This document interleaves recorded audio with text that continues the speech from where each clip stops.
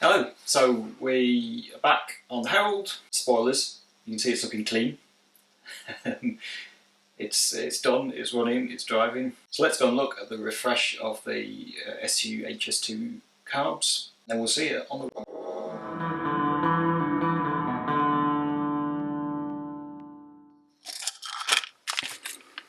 Right, so I've had the rear carb apart, put it back together, and I'm happy it's ready to start. So it's had a new jet and a new throttle spindle. Now let's have a look through the front one together. I wasn't planning on doing this, well, clearly, otherwise I'd have done it before I tried to start the car. But given that one was leaking, I took it apart, found the jet was worn out, throttle spindle was worn, the chances of this one being just fine. Right, so let's pull it apart, give it a bit of a clean, check how those, well, it's already displaying the throttle spindle there. Yeah, let's get on with it.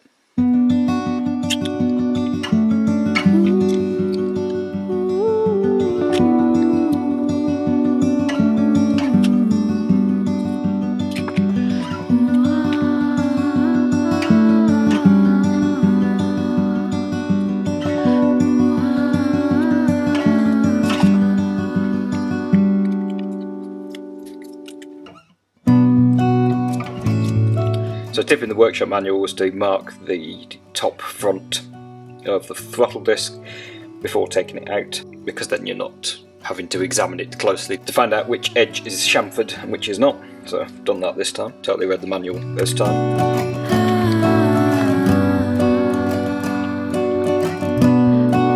So these little screws holding the disc in have splits in the end as a anti or as a lock mechanism, so they can't be reused. Yeah, and that one's actually worse. It's much worse.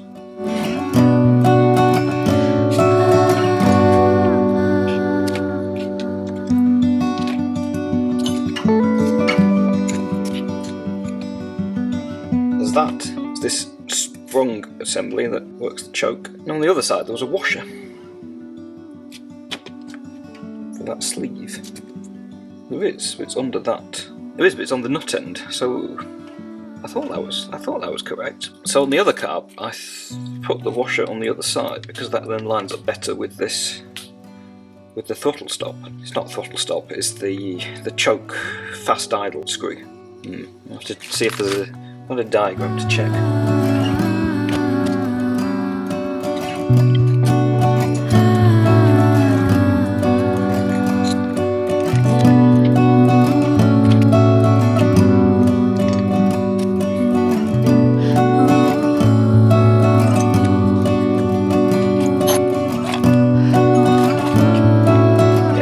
Similarly worn.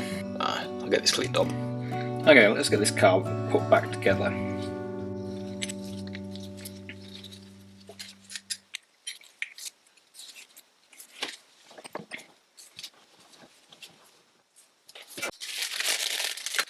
So I've got the new throttle shaft, throttle spindle.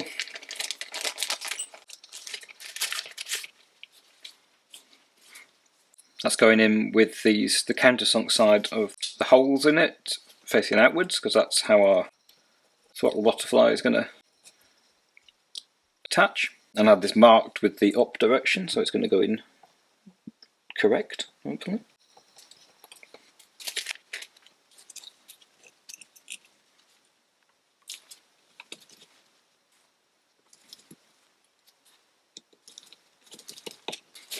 So with those screwed in lightly, should just be looking for again, it's seated the best possible, sort of top and bottom wise.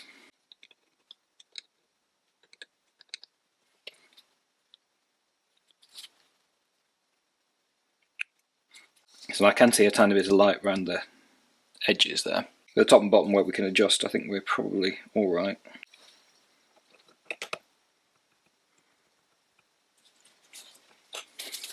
Let's start off with the throttle lever, and we have this interconnect piece that actually acts on the joint to the linkage that goes between the two.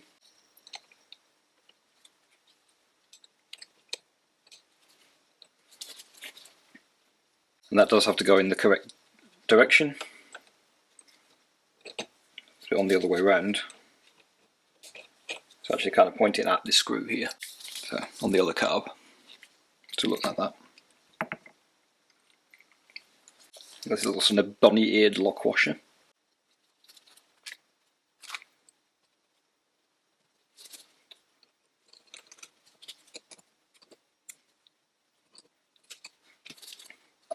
That's the throttle, and I will just spread these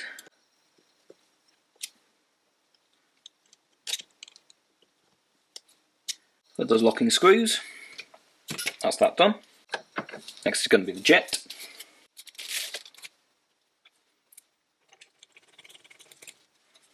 This seems to be a 3/8 Whitworth, which I happen to actually have. It's kind of my one issue with SUs, is that they're so old that they predate UNF being, or UNF and UNC being common in British cars. Even worse, because I'm pretty sure that's an 11/16. This is a UNF spanner, or an AF spanner. Now these, unlike the earlier Spitfire carbs, don't need the jet centering because they have movable needles. I always thought these were off a Spitfire Mark IV. However, just having spent some time looking in parts manuals and workshop manuals, the Spitfire Mark IV ones don't look quite the same. It may just be detail differences. I did wonder if they're off one of the saloons, the 1300 or 1500 TCs. Anyway, so the jet just goes in and on and we're fine.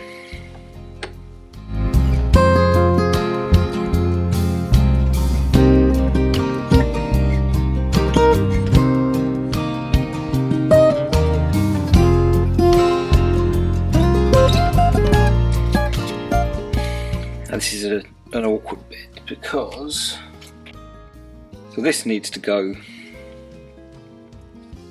on here, which is fine. However, we've also got to get this return spring in, which is quite awkward, I found. So it needs to, in the end, be hooked round this little post. But this tab needs to be around here, so we're actually getting some spring on it. So I found the least hard so far is to do kind of this.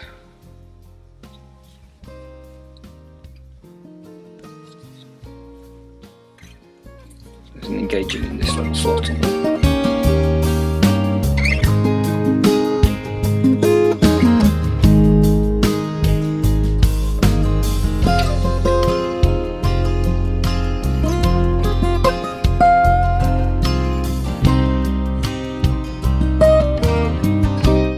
Awkward enough without me getting the bits the wrong way up.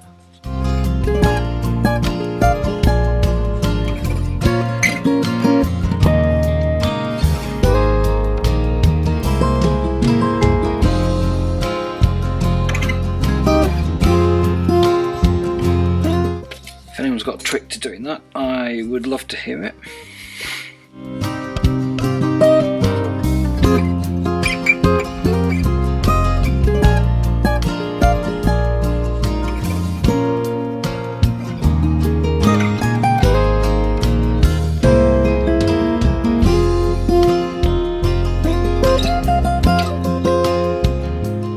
And there's another trick, fitting these tiny little star washer things without flinging them all over the place.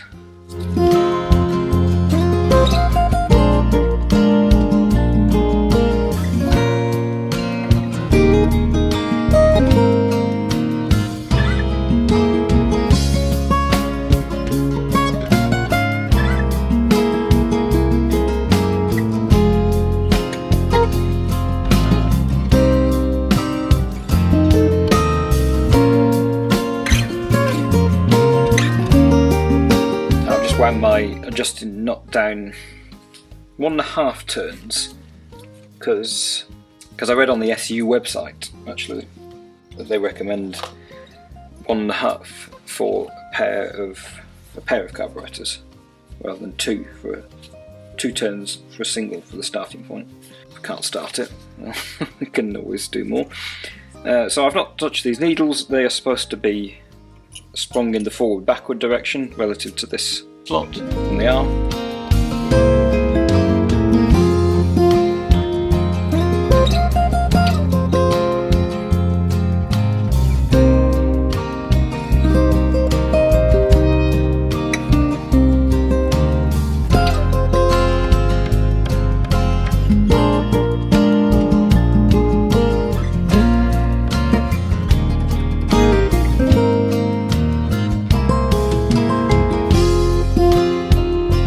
I've not forgotten to oil that, but I'm just going to do it when they're both on the car. There we go, there's the front and rear carbs refreshed, new throttle spindles, new jets, and they should be good to go. So let's get them back on the car and get the linkages all set up. So just after I filmed that "hey look, they're all done" shot, I noticed something. Can you see?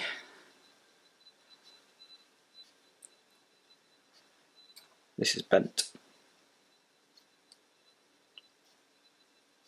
Here with the other one. And this is why this didn't line up properly with the so that's the throttle lever, that's the choke, fast idle cam, and they didn't meet properly. So I thought I got the washer in the wrong place, the washer that goes under that nut. But obviously this is bent. So I unpull that bit apart again, get it straightened out, and then we can get stuff on the car. So I got the carbs refitted, and I'm going to be proceeding to tune them up. I did have a go at recording while I was doing this, and I couldn't hear my voice over the engine on the recording, so I've actually reread the manual. This is supposed to be a 1300cc one, but it's the same. And there's a couple of bits I'd kind of forgotten in years of fiddling about and doing this and thinking I knew what I was doing.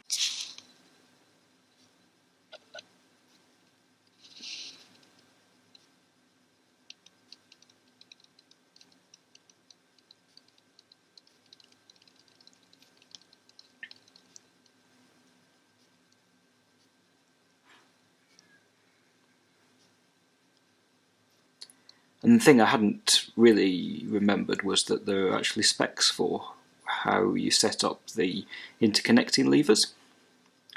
So if you see, there's some clearances here, or tolerances. That'd be clearances, wouldn't they? And I think part of what was keeping the throttle open before was the fact that I had set the throttle levers, or the interconnecting throttle lever, too close to the one on the carb. So there should be a little bit of space, and there wasn't. And therefore it's getting held open.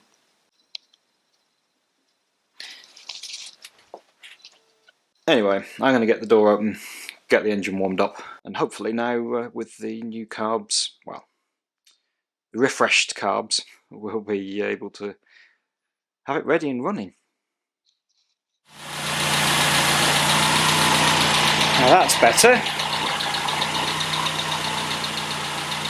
So it was being, I think the term is hunting. It was sort of sitting at idle but not consistently.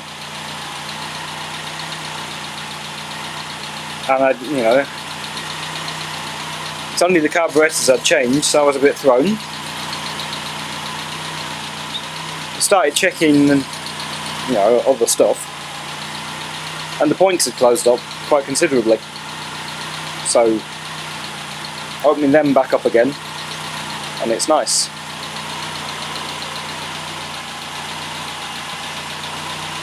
Steady idle about 900 RPM.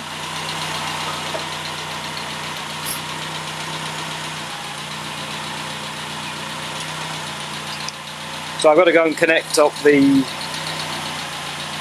throttle linkages again.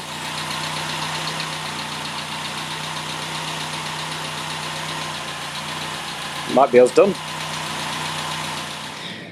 Well, the sun's come out, so I've been able to get the Herald out and give it a wash. So hopefully it'll stay dry, and the car will dry. The top surface is a pretty horrible feeling because of all the muck, but nothing a bit of clay bar and polish and sort out. When it's shiny, I'll go for a drive.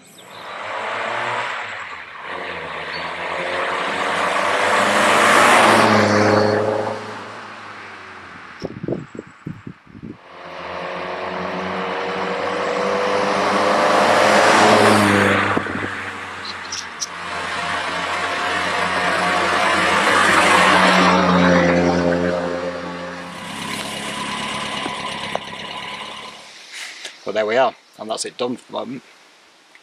Still a couple of jobs to be getting on with. Probably the first big thing I'm going to do is the door, but that's going to wait. we're running, driving. MOT is booked for next Tuesday. I'm going to be visiting the NEC restoration show on Saturday. I'm going to try and post this on the Friday, so it should be tomorrow. So say hello if you're there. I'm not bringing the car, I'm going to be on a work. I won't be bringing either of the Triumphs because I'll be on a work trip just beforehand, so modern car it is. But anyway, thanks a lot for watching. The Herald will be back. There's some maintenance still on the Spitfire. Obviously there's a whole GT6 to build, so there'll be plenty going on. And we'll get back to the Herald in due course. So plenty of stuff coming up soon, and I'll see you then.